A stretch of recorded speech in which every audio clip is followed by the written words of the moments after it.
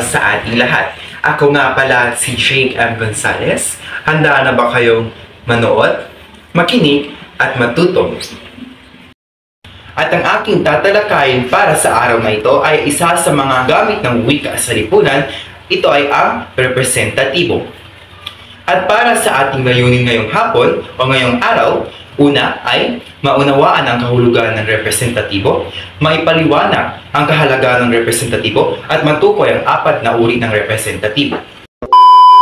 Magsisimula na tayo. Ating formal na pagdidiskusyon, aalamin muna natin kung ano ang kahulugan ng gamit ng wika sa lipunan. Ang gamit ng wika sa lipunan ay nagbibigay daan sa komunikasyon, pagpapalitan ng mga ideya, at pagbuo ng mga koneksyon sa individual o grupo. Sa madaling salita, ang gamit ng wika sa lipunan ay napakamahalaga sa ating pagkokomunikasyon. Dahil dito, sa paraang ito, tayo nakakabuo ng koneksyon sa individual o grupo. Meron tayong 7 gamit ng wika sa lipunan. At ang mga sumusunod ay una, instrumental; pangalawa, regulatoryo; pangatlo, interaksyonal; pang-apat, personal; pang-lima, heuristiko; pang-anim, representatibo; at ang pang-uli ay ang imahinasyon. At isa lamang ang ating tatalakay ngayong hapon at ito ay representatibo. Naisip nyo na ba kung paano natin na ipapaliwanag o na ipapahayag ang mga bagay-bagay o impormasyon ng tumpak at malinaw? Naisip nyo na ba kung paano natin na ipapaliwanag o na ipapahayag ang mga bagay-bagay o impormasyon ng malinaw at tumpak? Kung gayon, sa aming presentasyon ngayong araw, ating tutuklasin ang kapangyarihan ng representatibong gamit ng wika at sasaliksik tayo kung paano ito na ibabahagi o naglalahad ng mga impormasyon sa isang malinaw at kaaya-ayang paraan. Ano nga ba ang kahulugan ng representatibong gamit ng wika? Ang representatibong gamit ng wika o kilala sa informatibo representasyonal ay kabaliktaran naman ng heuristiko. Kung ang heuristiko ay tagapagkuha ng impormasyon, habang ang representatibong gamit ng wika naman ay nakatuon sa pagbibigay ng impormasyon sa pamamagitan ng pasalita o pasulat. Para sa karagdagang pagpapakahulugan, ang representatibong gamit ng wika ay ang pagbabahagi o paglalahad ng impormasyon kung saan ang mga nakuhang impormasyon ay pinoproseso, isinasaayos at iprepresenta sa malinaw at organisadong paraan. Ang heuristiko at ang representatibo ay makaugnay talaga yan silang dalawa, kung saan ang heuristiko ay ang unang hagbang ng pagkuha ng impormasyon, habang ang representatibong gamit ng wika naman ay ang pangalawang hagbang ng pagbabahagi nito. Kung wala ang isa, ay hindi kumpleto ang isa.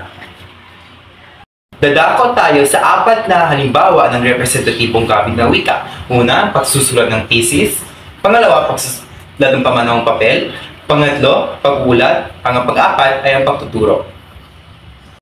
Halimbawa ng representatibong gamit ng wika ay tatalakayin ito ni Binibining Sabiran para sa inyo.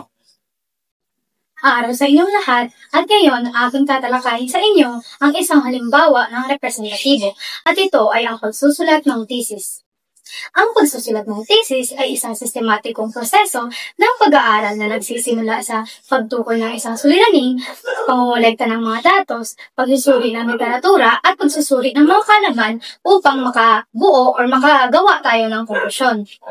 Ang layunin nito ay magbigay ng bagong kaalaman o magpaliwanag ng isang penomeno sa pamamagitan ng logical at evidence-based na presentasyon sa akademya upang ipakita ang kakayahan ng isang mag-aaral na magsagawa ng malalim na pananalisis. Kung bakit ito naging isang halimbawa ng representatibo.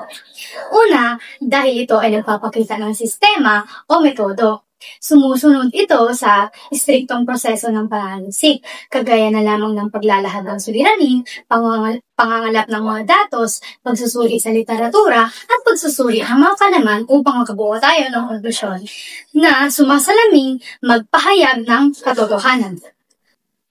Dahil ito ay batay sa ebidensya.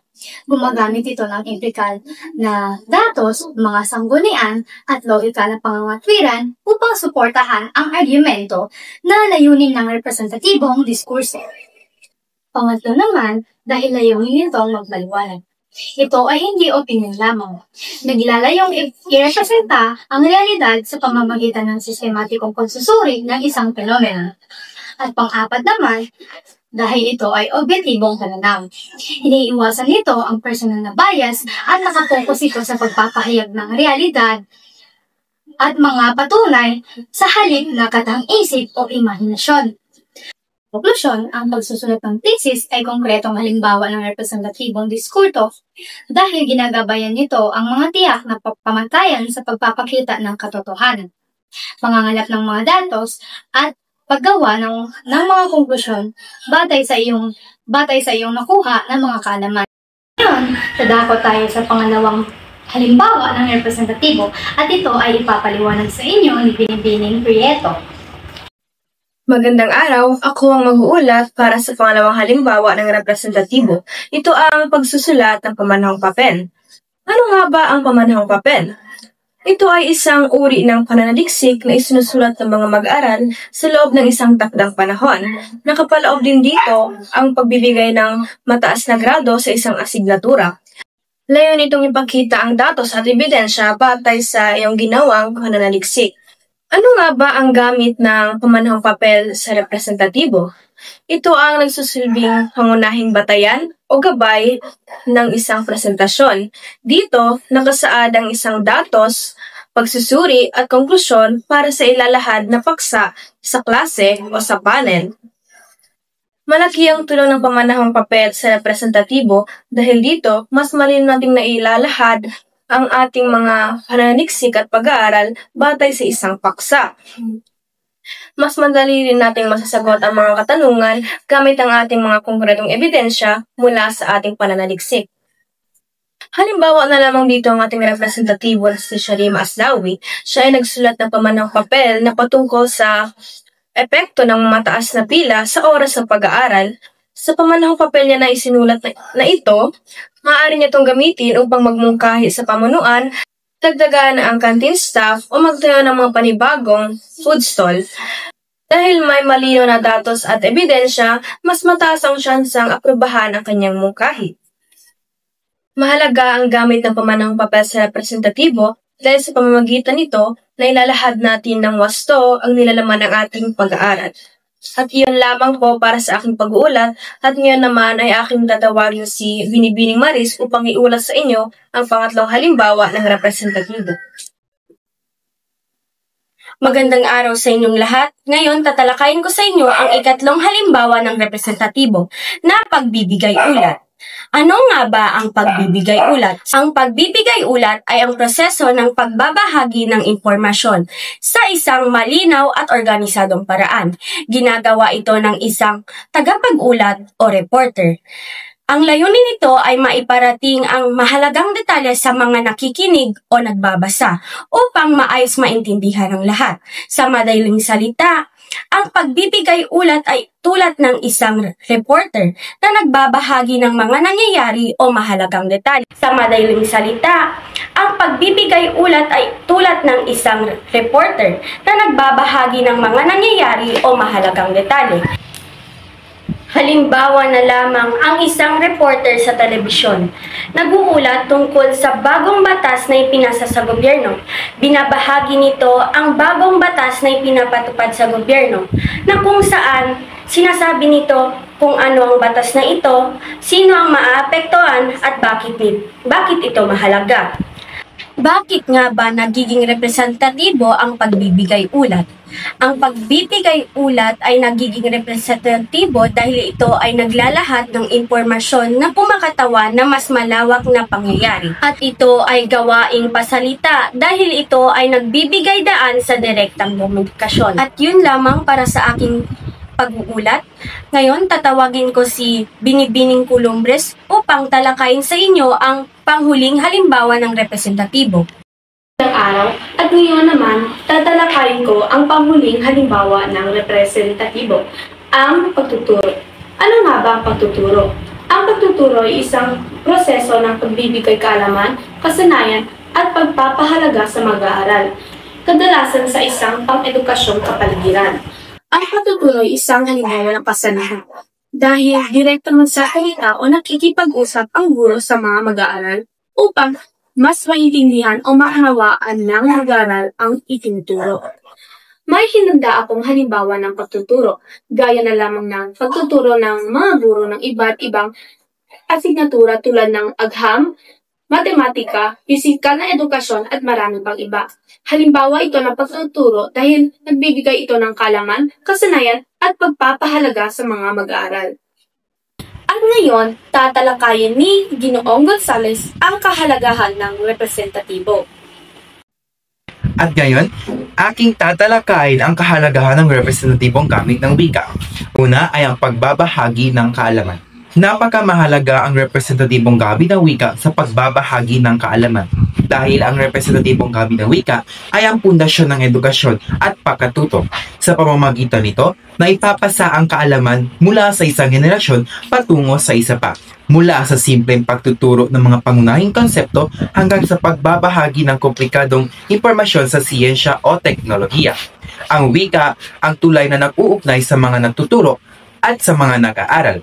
Kung wala ang representatibong gamit ng wika, ay mahihirapan ang pag-ulat ng kaalaman o ang paglaganap nito sa ating lipunan. Sa madaling salita, napakamahalaga ang representatibong gamit ng wika sa pagbabahagi ng kaalaman. Dahil dito ay mas napapaunlat nito o mas napapalaganap ng mga kaalaman sa ating buong lipunan. At ngayon, tatawagin ko si Binibining Rebollos upang talakayin sa inyo ang pangalawang kahalagahan ng representatibong gamit ng wika. At ngayon, tatalakayin ko sa inyo ang pangalawang kahalagahan ng representatibo ay ang pag-uulat ng mga pangyayari. Ang pag-uulat ng mga pangyayari ay ang paglalahat ng mga kaganapan sa mga malinaw, tumpak at walang kinikilingang paraan.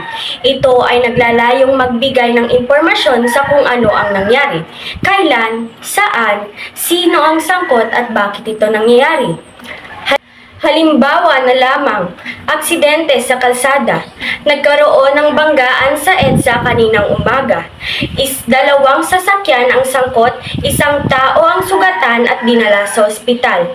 Sa halimbawang ito, inuulat na kung saan, sino ang sangkot at bakit ito nangyari. Kaya't mahalaga ang pag-uulat ng pangyayari upang ang mga tao ay mulat sa mga balita o nangyayari sa paligid nila. At yun lamang para sa pangalawang kahalagahan ng representatibo. At ngayon, tatawagin ko si Ginoong Gonzales upang talakayin sa inyo ang konklusyon sa gamit ng wika sa representatibo. Muli, ako'y nagbabalik para talakayin sa inyo ang konklusyon sa aming paksa. Sa pag-aaral ng representatibong gamit ng wika, natutunan natin na mahalaga ang pagkakaroon ng malinaw at organisadong paglalahad ng impormasyon upang maunawaan ang tagatanggap ng mensahe. Sa pamamagitan ng wastong paggamit ng wika sa paglalahad ng impormasyon, ay mas nagiging epektibong ating pagkokomunikasyon sa ibang tao. At yun lamang po para sa aming pag-uulat ngayong araw. Naway may naintindihan kayong bagong aral.